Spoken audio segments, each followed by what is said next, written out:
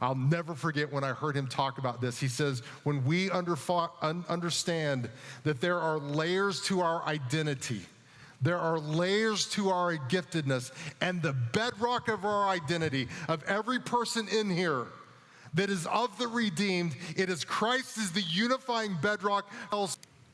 You're Southern? Good. That is submissive to being Christ the bedrock. You're a Democrat? Fantastic. That is submissive to being the bedrock identity of Christ. Whatever it is. You're a Mississippi State fan, you're an Ole Miss fan, you're an there's plenty of Sen Ballots and there's plenty of Tobias in the world. Jesus said, blessed are you when others revile you and persecute you and utter all kinds of evil against you falsely on my account. Rejoice and be glad, for your reward is great in heaven. So they persecuted, so they will persecute you. There is adversity along the journey that we need to expect. We are light in a dark world. We are salt in a tasteless world. We are a city that has been set upon a hill. The darkness has always hated the light. And when you are truly an ambassador of Corinthians chapter 5, we have been given the ministry of reconciliation. We are therefore ambassadors of Christ, making known his grace, making known his mercy. There will be naysayers against that. And there is blessings that accompany adversity. That's what Jesus said. I didn't make that up. But it's important to note that there's two types of adversity. There's adversity brought on because of righteousness, and there's adversity brought on because of our unrighteousness. And don't get the two confused. If you find yourself in the midst of chaos and sin and rebellion, and there's adversity on that, don't blame the Lord and the others and revel in your blessings. However, God can use both.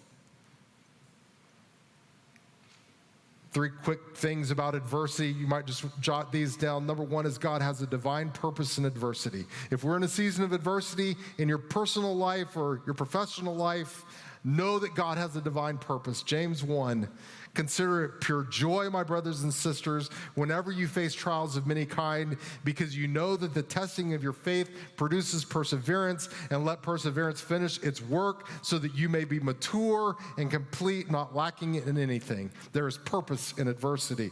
Second is there is presence in adversity. Isaiah 43:2, when you pass through the waters, know that I will be with you. And when you pass through the rivers, they will not come over you. When you walk through the fire, you will not be burned. The flames will not set you ablaze. And finally, about adversity is that there's God's power is known in adversity. 2 Corinthians 12:9, but he said to me, my grace is sufficient for you, for my power is made perfect in weakness. Therefore, I will boast all the more gladly about my weaknesses so that Christ's power on me.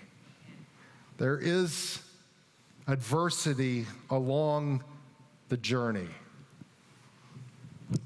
Life is sometimes difficult. People that we love and that we look up to will fail us. Things don't always go the way that we wished or that we hoped. If you swiveled your head but for a moment and looked at the people in the seats around you today, what you would see is the embodiment of brokenness. We not only have the potential, but we have the power to hurt and to cause pain, and we do so. Redemptively, we seek the cross. We go to the foot of the cross and we ask for forgiveness and we ask for that cleansing of grace and mercy, and God restores time and time and time and time and time again. Which brings me to the final thought, and it's in verse 6 of chapter 4.